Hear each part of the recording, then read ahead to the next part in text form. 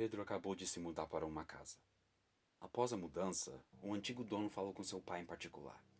O pai de Pedro falou que o antigo dono pediu para que nunca abrisse um tal quarto, que o mesmo falou que havia uma entidade, e não deu mais detalhes. Então o pai de Pedro guardou a chave e Pedro foi dormir. Pedro de repente acorda com barulhos estranhos. Primeiramente, ele olhou no relógio. 3 horas da manhã.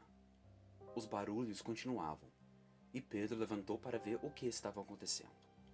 Os barulhos vinham do tal quarto proibido, e, curiosamente, a porta estava aberta. Pedro entrou e viu que era só um quarto vazio com apenas um espelho. Pedro se aproxima do espelho e vê seu reflexo. E isso continua por alguns minutos, até que no espelho, seus olhos começam a escurecer, e o espelho começa a emitir um som agudo.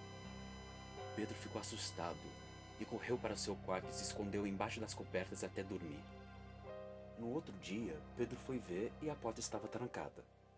Então ele pensou, se a porta estava aberta às 3 horas da manhã, talvez ela só abra às 3 horas da manhã.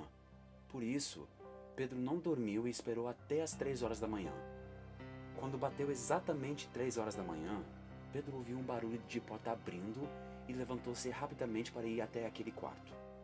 Chegando no quarto, Pedro vai direto de encontro ao espelho e tudo estava normal. Mas então, o espelho começa a borrar e apareceu as palavras: "Eu te liberto." E Pedro começa a sussurrar essas palavras: "Eu te liberto." E então começa um som agudo e aparece novamente aquele reflexo estranho de Pedro, com os olhos escuros. Nesse momento a porta bateu e trancou. Pedro começou a gritar para seus pais. No entanto, uma voz sussurra para Pedro o seguinte: "Eles não podem te ouvir. Não adianta de nada." Então o reflexo de Pedro sai do espelho e começa a puxar Pedro para dentro do espelho.